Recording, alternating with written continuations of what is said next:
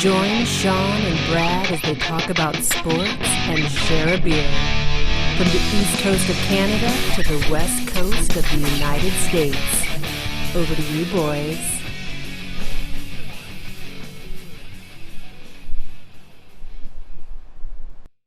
Everybody, hey, what's good with you? Guys, Beer Sports. My name is Brad Tesh, coming to you from the west coast of the United States. With me, as always, my partner in crime, the man, the myth, the voice, Sean Valancourt. Sean, how are you?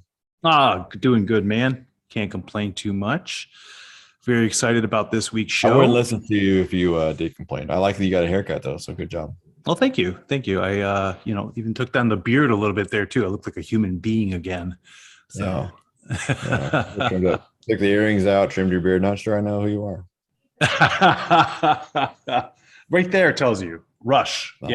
Yeah. There we go. Rush. Always in a rush. Always in a rush. Hey, Sean, one thing you and I really enjoy is UFC, and we haven't touched on it lately just from the busyness of the NFL and the NHL season kicking off and those things. But there is a card coming out, UFC 272, right, coming up this weekend. What are your thoughts on the card as it's constructed? Oh, boy. I got to be honest with you. At best, this is a fight night.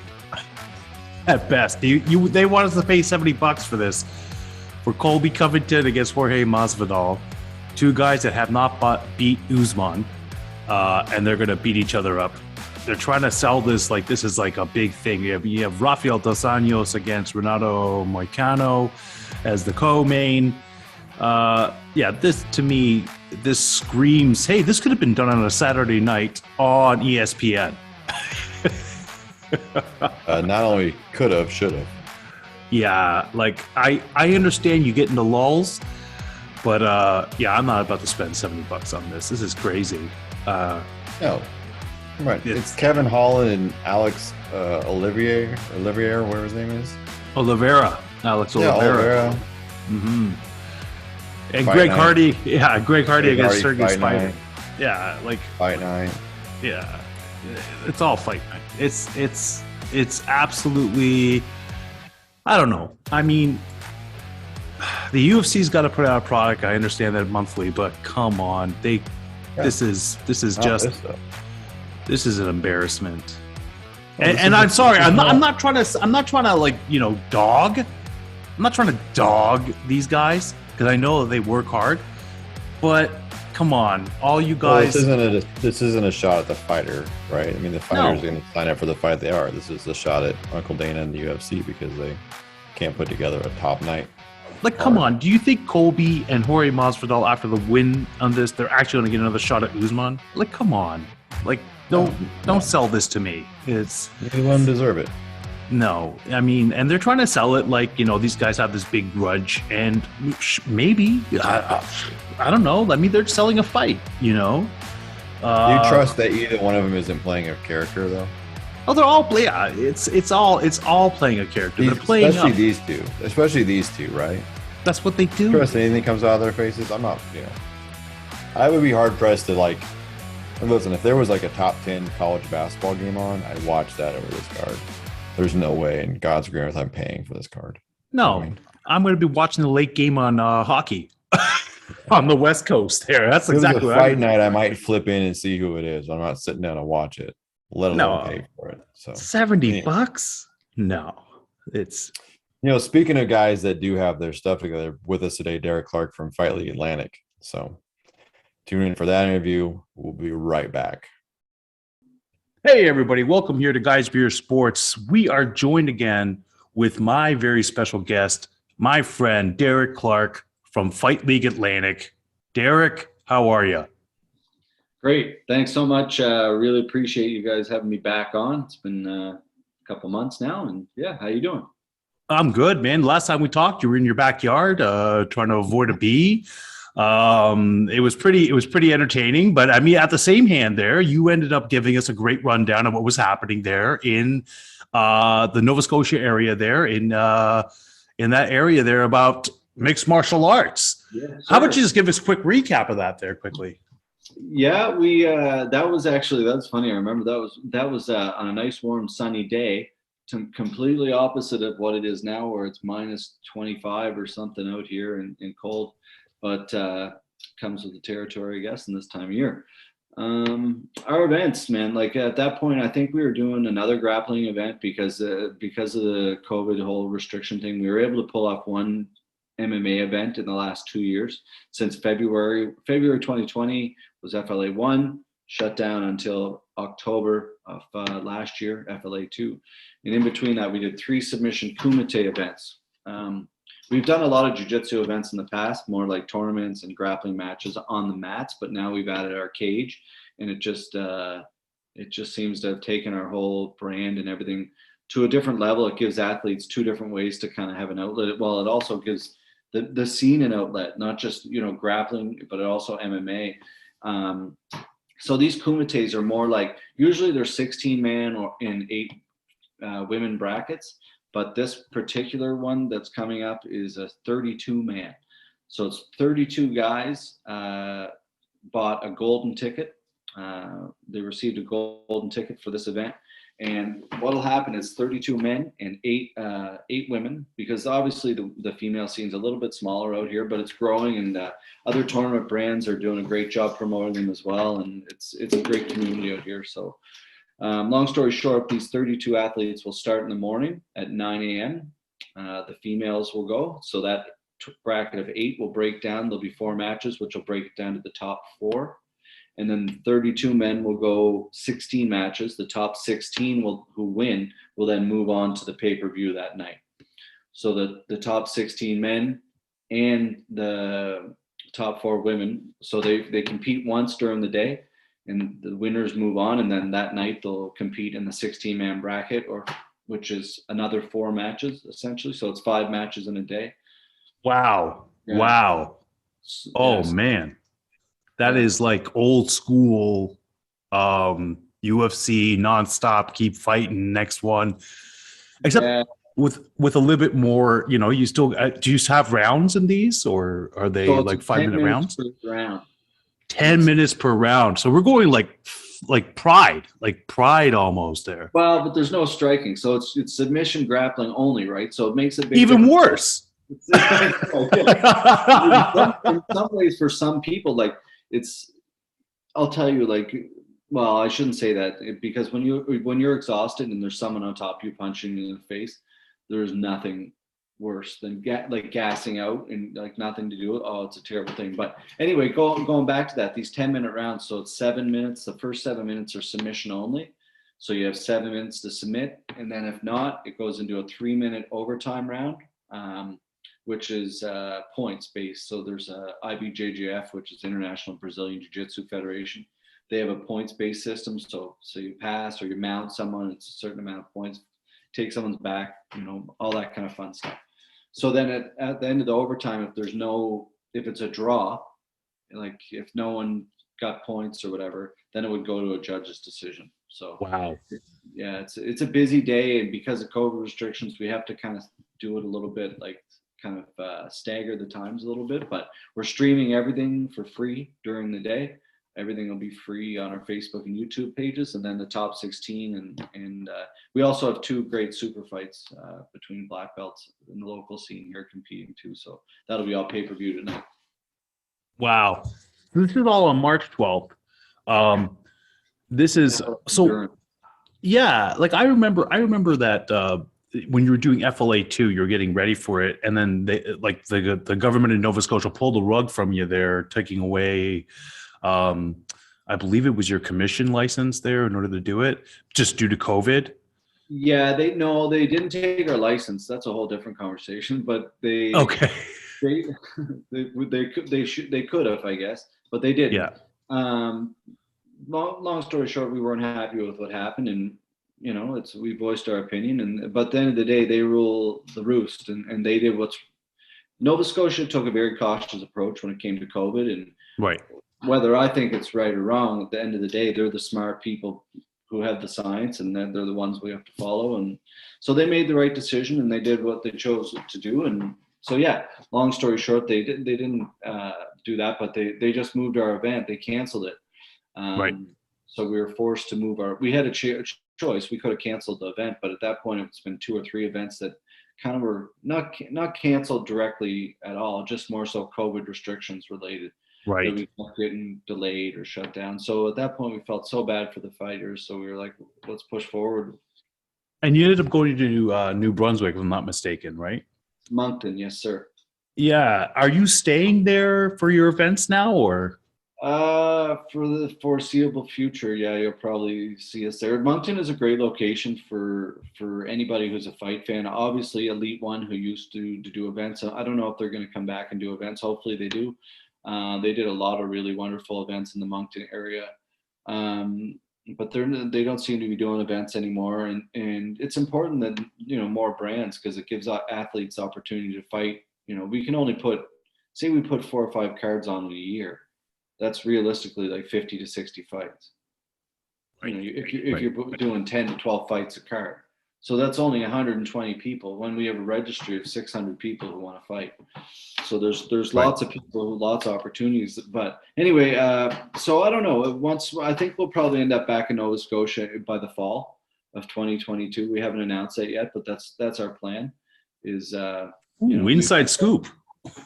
We've had a meeting with the commission and like a quick meeting, but just kind of going over things, and we apologized and all that kind of stuff and move forward, right? So. Yeah. Well, the thing is, I know right now, I think New Brunswick already lifted all the restrictions, if I'm not mistaken. Nova Scotia, like there's no vaccine passport as of today, actually. As of today for you guys, yeah, we're tomorrow in Ontario. Tomorrow. So yeah. So and then I think New Brunswick maybe tomorrow, the next day, and then by March.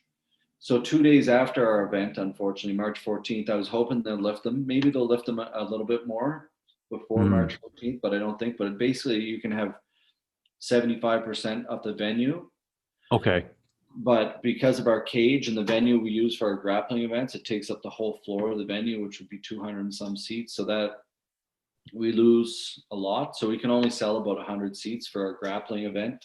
But moving forward, we'll be able to sell, a couple hundred again for grappling anyway, which is a lot of fun. It's a different environment. It's you don't have the the screaming and the yelling and kill him, like in the background. You're, what is that? Like, no, I'm not a big fan of those screaming gestures. Yeah. But it comes. Now, I've seen like you had a couple of guys signing. I don't know if were they signing to the organization or were they signing up for the Kumite coming up there? A couple of young guys there. They looked like they were signing a contract, getting ready to like, hey, we're coming in there.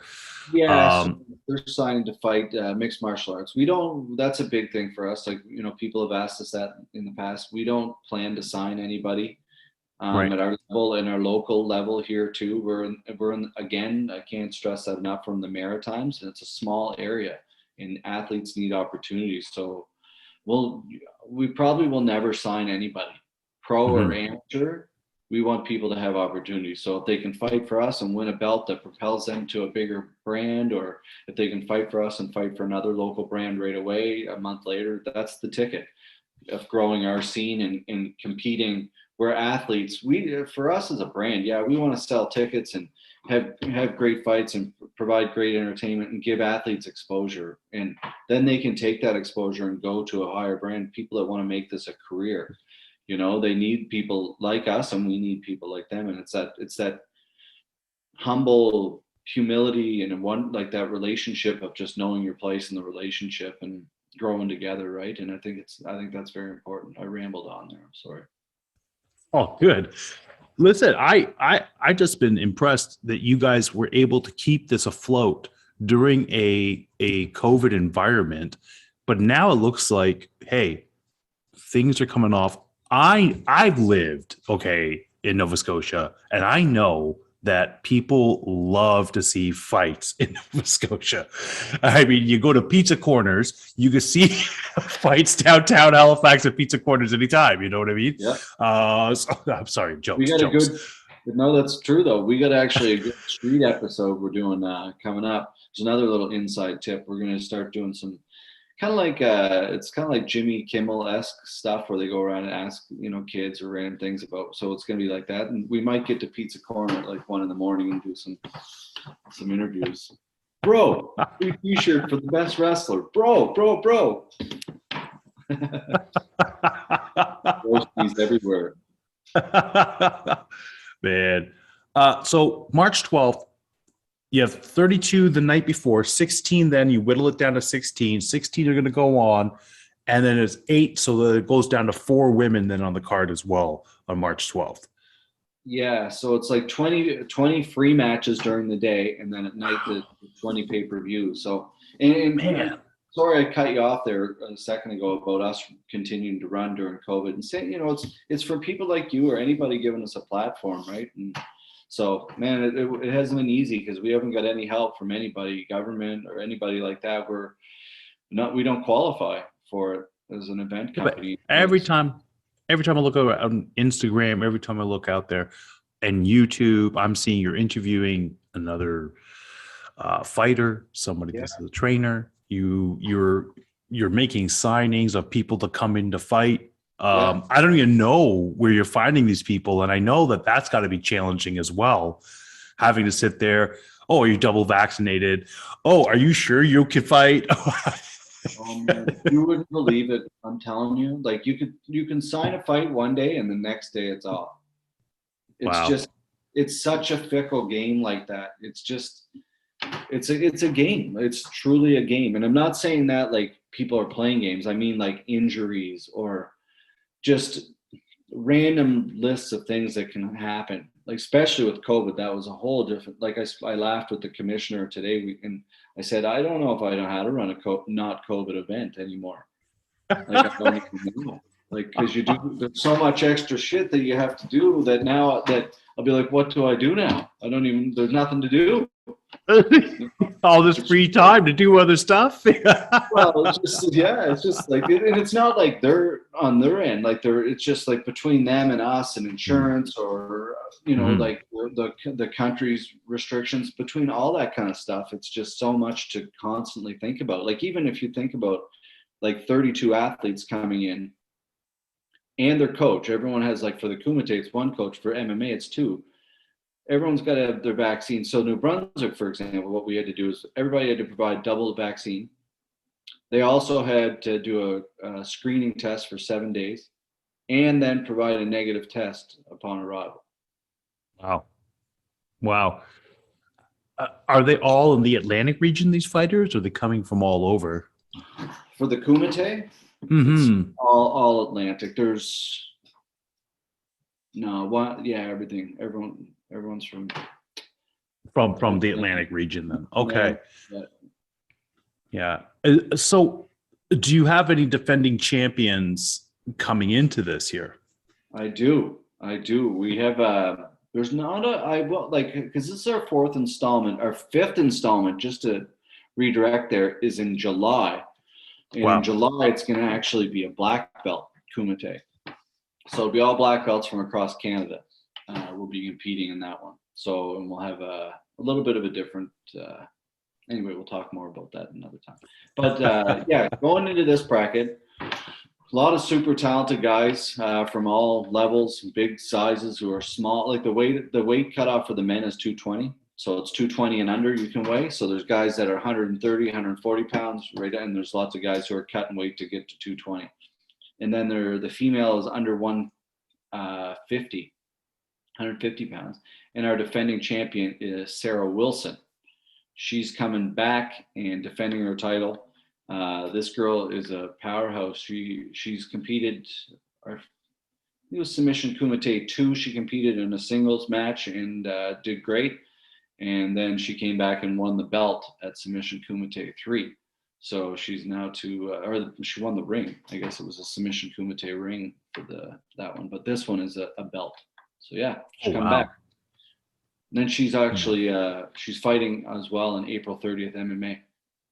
Wow, and she's fighting as well April 30th. Oh, so you do have another MMA show coming up, FLA 3, then as well. Yes, sir, April 30th. Oh, you guys are popping off. You guys are getting ready.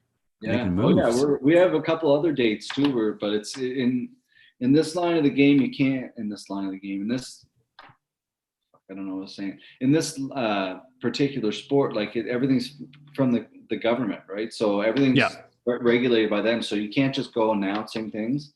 There's a process to having it done, and every province is different. And I'll be the first one to admit sometimes I don't follow it, not purpose. It's just because you're excited and blah blah blah, but it's these commissions that we work with are great. They're doing a great job, and looking forward to putting on FLA3 in Moncton, New Brunswick, April 30th. Big Pro-Am card. Hopefully we can sell 1,000, 1,500 tickets and get life back to normal. Wow. Well, it's good because, we're coming into the endemic portion of the pandemic. You guys rode that wave, and now you're going to be able to have a little bit more fluidity in order to make these things happen. So good on you. That's great. That's great to hear. Thank you, man. Well, let's hope, the thing is for us, it's a big thing. Like in Moncton, for example, our last event, we sold 400 tickets. So we got like the week before the event, not only do we have to move it from one province to another, the week before our event in that province, they made it so you couldn't actually go out. You weren't allowed to see your family. You couldn't go in and out of Moncton, but somehow you couldn't have turkey dinner with your family. Yet somehow we were allowed to have a combat sports event. Anyway, so that didn't do great for our ticket sales. So we're hoping we got a really great card lined up. Some like really experienced, good pros who've been around here for a long time, putting it on the line, really talented athletes who they've made the scene, from their blood, sweat, and tears. So those guys are fighting. We got another real Sarah fighting on that card. She's taking on a super tough girl too. So it's hopefully we can build those female divisions, and we're planning on 5 to 6 events a year for the next 5 years at least. So wow. Hey, listen, we were talking beforehand, and you were mentioning about a T-shirt giveaway with us there. So what I like to do, because we're gonna send Sarah some love here, Sarah Wilson. So what I want is whoever is following us there, not just on the podcast here, but follows us on our Facebook or Instagram, the first person that puts in Sarah Wilson's name, because I will ask the question, who is the defending champion going into Kumite 4? You listening to this podcast, you will put that answer there, and we will be sending you a beautiful FLA T-shirt. I had a look at them. They're wonderful. They're wonderful. Of your choice. Of your choice too? Oh, yeah, sure. My goodness. Yeah. Oh, Derek's breaking the bank here. I don't know. Poly blend, screen print, made in Canada. Come on, the list goes on. Man, and especially now we're getting ready to go into spring. You could just rock it out, Cut it into a tank top if you like. It's your shirt. Give a shout out to my boy Terry Goodtime Lemaire up in Timmins, Ontario. Great guy. Give a shout Man, out. I saw. Is he one of the sponsors of this year too? I was looking at your sponsorship here. There are some. No, because it's like. So who is Terry Goodtime Lemaire then? He's a fighter out of Timmins, Ontario, pro bantamweight. Super good. Wow. Guy. On your show. Wow, man, we should. Man, Great is he guy. fighting for the Burlington? The Burlington. There's a. I don't know if he has fought for them. I don't know if Terry has or not fought for them, but his last 2 fights have been in like Alabama, I think it is. Wow. Yeah, B2 fighting series. I think I should be. I don't know where the hell it's Alabama or Oklahoma or somewhere in the Midwest. Anyway, that's where he's been fighting. And him and his partner just recently had a baby, so I think he's kind of relaxing at home and working and doing his thing, man. But a real gem of a guy, so just a humble like Timmins boy. You know what I mean? Like just Yeah. And he's from our neck of the woods. It's perfect. Just north, where they make people really nice. Yeah, because if you go down too far south, there's something gets lost. Something gets lost there on the way down to Toronto. I don't know. It's this. Just it disappears. Everyone's scared to death.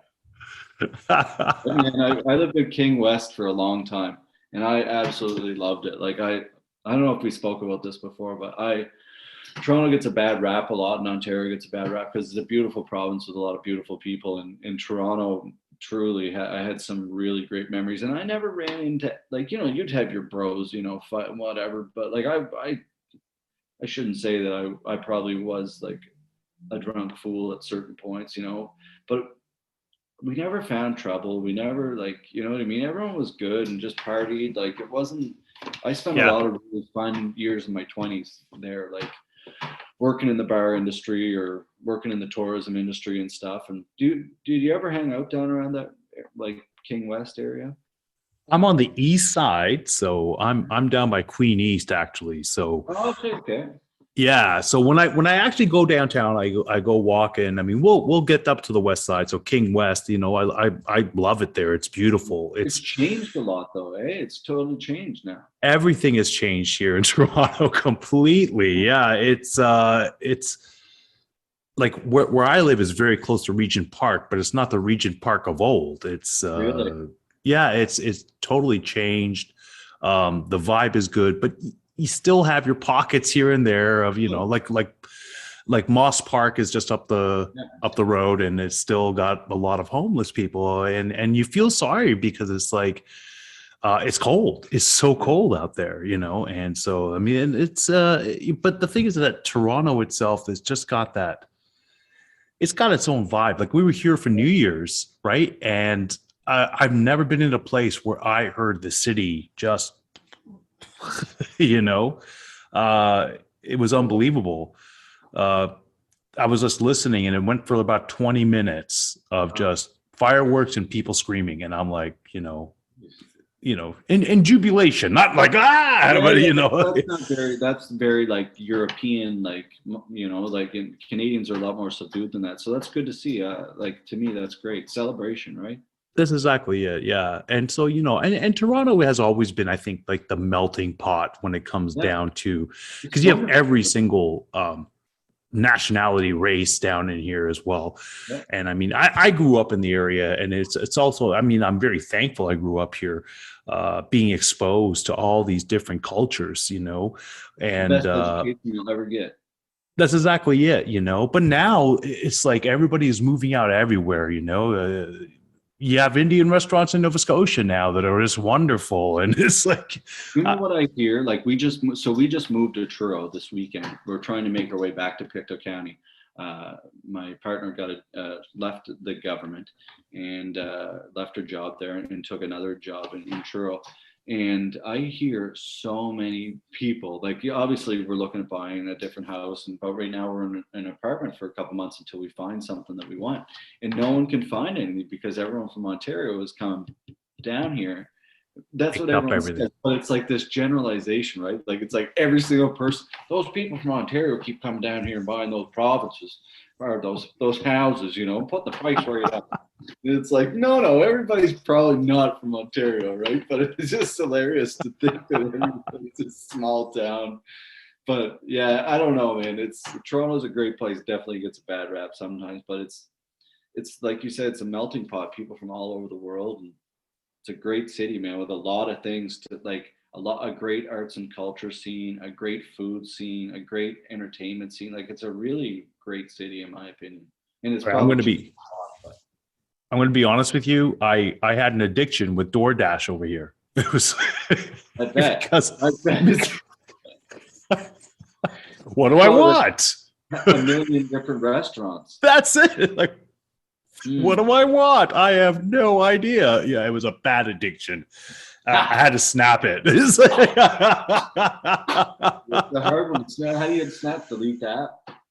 Oh, no. Didn't even do that because it's still very convenient just to dial it up every now and then. But it's just like, no, I'm not going to eat it. So I've whittled it down to once a month, and we'll do it then. Because it was 3 times a week. It was getting real bad. You did real well then to cut it down to once a month. Yeah. For sure. Better than me. It was really bad. I was just noticing it, and I'm just there going, what am I doing? Oh, no. But that's because, you know, where we were in Nova Scotia, we were in Fall River and nobody would deliver to us. And there was like 2 restaurants that were within 10-minute driving distance. So it was a Chinese restaurant and pizza. So that's all we were getting for takeout. So you come to a place like here where at your fingertips, I can get Chinese, Jamaican, Indian. It's like, oh. And better too. Man, but what's that Fourth Locks restaurant like out there? Did you ever eat there? Yeah, it's nice. It's nice. There is not one bad restaurant I have been to around here yet. But there's so many restaurants. That's the thing. That's it, man. And I always say that I kind of give a little speech before every event and to kind of pump people up a little bit. And I always say that I'm like, you have no idea how lucky we are to be here.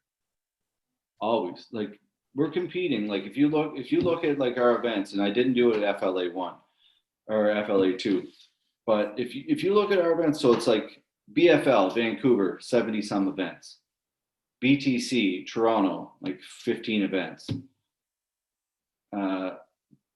FLA 2 events. Like, you know, there's all, like, realistically, like we're competing with Vancouver, Toronto, and here we are in little, like I say it all the time, we're in little old Pictou, Nova Scotia doing our jiu-jitsu events or whatever, like the town of 5,000 people, and making it just look as good. So it's a big thing. Follow your dreams, whether you're an athlete or whatever, and like, you have a chip on your shoulder a little bit and go forward and you know, be kind and be good. But it's possible anywhere. Like you said, it doesn't have to be big city life. It can be anything, anywhere. Not at all. And from all indications, it looks like you guys have built it well. And if you can get through this COVID, I think you built it to last. So this is great. You know, like I would love to come out there again and come visit. I have a buddy of mine. He does fight promotions as well. He's big in Victoria. I don't know if you ever heard of him, Stan Pederick. From Pederick's Martial Art. So back in like 85, he was a world champion kickboxer. Okay. And he opened up his martial arts school out there on the island. And he also instructed Krav Maga. But then he got into, like, not only has he fought fights, but he started promoting them as well. Yeah. And so it was really interesting because he would just get the rec centers and everything like that. But he had the exact same thing that you were going through as well, where everything just got canceled, you know, his gym had to be shut down. I'm telling you, like for a guy who does, like, you know, I plan luxury trips around the world, logistics and deal with logistics changes, that kind of stuff, you know, with 30, 40 people on a bus or a plane, you know, in a different country, you don't speak the language. I'm used to that kind of stuff, but these events are a whole different ballgame. I always say to people, I'm like, if you promoted a concert, well, okay, now this concert, there's 40 bands, essentially, because every team is a different band, and like it's all logistics. Everything's a moving part, but it's not just, you have your commission, you have your sound and lighting, you have your ambulance and paramedics, you have your insurance, you have all your fighters and their teams, you have the venue team, you have your AV team for your pay-per-view. It's an insanely amount of stuff, but it just becomes, I don't know, second nature. But the sport has changed so much because, I will say, because of the UFC and Pride and those kind of things, putting on those big shows. Like, we often thought about, and we still think about, maybe changing our model and cutting back to like those small little rec centers. But now, because the rules are so different, you can't, like, capacity issues, and you have to have fire marshal, and you have to have security plans and all these things that are involved.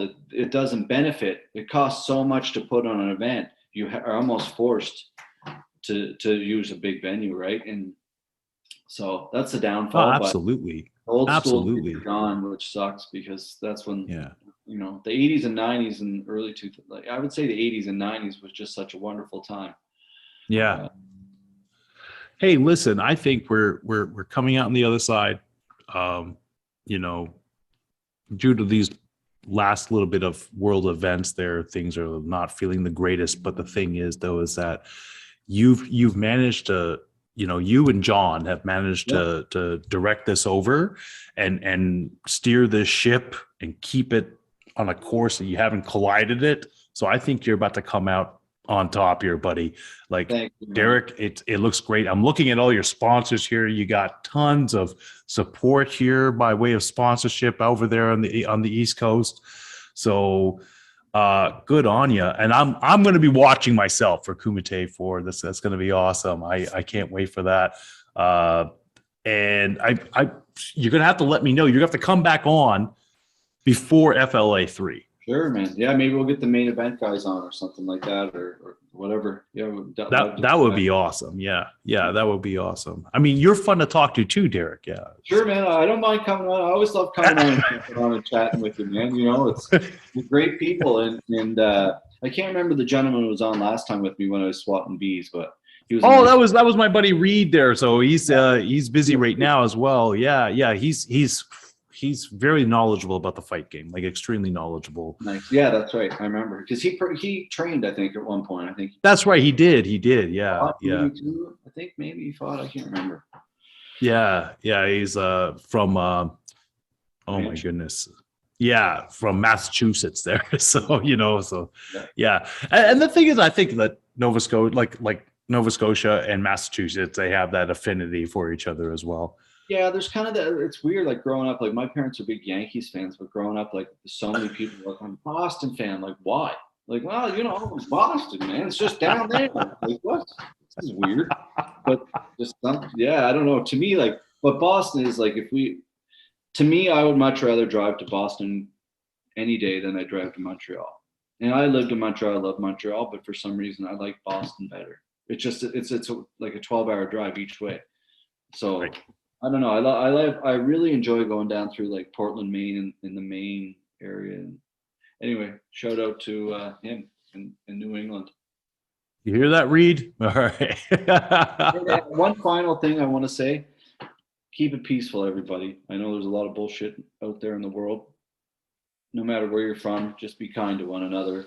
It's the most powerful thing. Is give somebody a hug, tell them you love them. Man, be good. That is some great words. True, hey, man. Derek, thank you so much for coming on, my man. All right. So check out his show here, Kumite number 4. This is going to be amazing. March 12th. It is at, let's have a look here. Where are you holding this at again?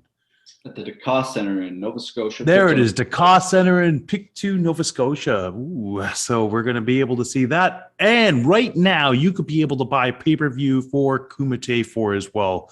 So please go on to FLA.com, right? So it's FLA.com. FightLeagueAtlantic.com. Fight League Atlantic. I'm sorry, it's right here on top of here too. FLA.com will bring you to a cosmetic for women. We don't need that. FightLeagueAtlantic.com. Oh, maybe some of them do. We don't, but some of my listeners might. But FightLeagueAtlantic.com. Go check them out. Have a look at this. Get your pay-per-view. Support these guys. Derek, class act, my friend. Thank you, man. Appreciate you having us on. Lots of love. We'll see you soon. Absolutely. There we are, and we're back. Just like that, the magic of editing. Isn't that great? Sean, great job carrying the water there with Derek. Folks, I hope you guys look forward to our promotion with the graciousness of Fight League Atlantic. Sean, I'm sure there's more detail you could give us. And Facebook page. These guys managed to run this promotion out there on the East Coast, Canada, during a pandemic. They started just before the pandemic and have carried this thing. So this is a Kumite number 4. So when they do a Kumite, it's actually all submissions. Okay. To me, this is great. I mean, there's no striking. So if you're a grappling aficionado, this is the one to watch. And this is going to be some up-and-comers obviously coming up throughout the ranks. These guys are doing it right. They're going to have a FLA number 3 happening. I believe he was telling me in July. So I'm looking forward to that. These guys are doing the right thing. And despite all these things that have come before them, they're there and they're still promoting. And they're kind enough to do a T-shirt giveaway from them. I mean, that's awesome. So again, all you got to do, listen to the interview, get onto our Facebook or our Instagram, and put in who is the current champion coming in, female champion coming in from this Kumite number 4. So listen to the interview, send us something on Facebook or Instagram. You'll get a shirt. T-shirt size so we can figure it out. That's it. Man. Just like that. We're in the big time. I always enjoy talking to Derek. He's just such a easygoing guy. And, the thing that always makes me laugh whenever I talk to him is like, he's always going to train, but he keeps talking about how bad he is as far as competing. And I'm like, dude, you're the promoter. It's like, those they can't do, teach. And they teach well. Yeah, exactly. They works. teach well. That's How exactly. it works. Man. So listen, man, you got a one-on-one question for me? I do. We'll see how you feel about it this time. I had to write it down because I forgot all about it. All right.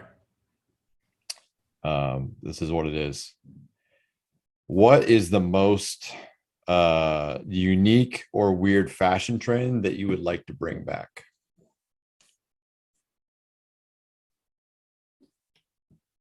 What the? Like bell bottoms. No, I got it. Favorite fanny pack, or Oh my gosh. Bandanas. I know you're a big bandana guy. Your bedazzled banana hammocks that you like to wear in the ring.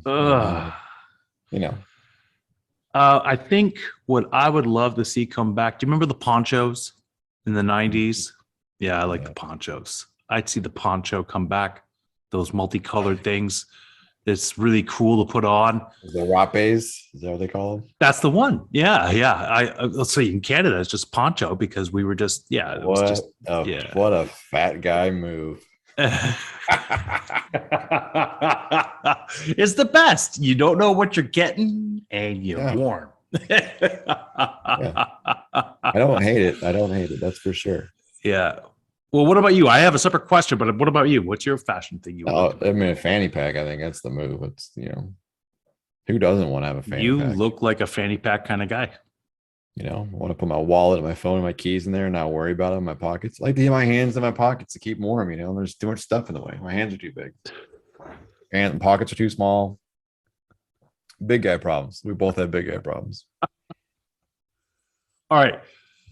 My one-on-one question to you. I was going to do this originally, and then I decided, no, you know what? I'll just make it into a question. I was going to actually do a mockumentary on this because February 20th, 2020 is the only time a Zamboni driver beat the Toronto Maple Leafs or any professional hockey team. Mm. Do you think my mockumentary is going to be about this? But do you think that in Arizona, that the Zamboni driver over there would dress up in clown makeup and try to scare Austin Matthews? And that's why when he had a look at the Zamboni driver in net, he just could not score on him. He just was just shell-shocked because he has a terrible fear of clowns. Is that where your rationale is for losing in such a way? Absolutely. There's got to be a fear of some sort. That's why Freddie Anderson jumped ship. He wanted to learn from the Zamboni driver how to play net. Yeah, I don't know about the clown makeup. It feels like, remember when the Saints hired the guy that was driving the beer truck to return kickoffs? That one. Yeah. Hey, Michael Lewis. Yeah. I mean, that's a better story than this one. I don't know. I saw Carey Price. He had a clown nose when he was playing in the playoffs last year. Oh, and they still beat you. Is that what you're saying? You say only clowns beat the Leafs? Yeah. The entire National Hockey League is full of clowns. Wow. By your man. I'm seriously thinking this. I'm thinking to myself that there is a real clown. It's a clown problem that's happening. A clown has won a playoff series every year for the last 27 years. Is that what you're saying? Call the kettle black. That's all I'm saying. There's definitely a lot of clowns running around. There are a lot of clowns. There's two clowns on this show right now. That's it. I'm sure your cat is going to love watching your mockumentary. I'll say that. It'll be widely viewed in the Valancourt house by the cat. I might still do it, but now I'm too far from that date, from February 20th. So I'm going to have to think of something else in order to get into this mockumentary. It's always mocking season for the Leafs, so feel free. Dang, you're a clone. And with that, you can't be good at it. That's it. You've listened to the podcast, but now it's time to visit us in our virtual sports bar. Get all of our info at guysbeersports.com, where you can find all the ways to connect with us. Watch for live conversations with Brad and Sean that happen throughout the week, and join in with your favorite local beer. You can share your thoughts in the conversation comments with your own uploaded videos, or even join us as a guest live commentator. The GBS Virtual Sports Bar is open for business. Come on in, boys and girls.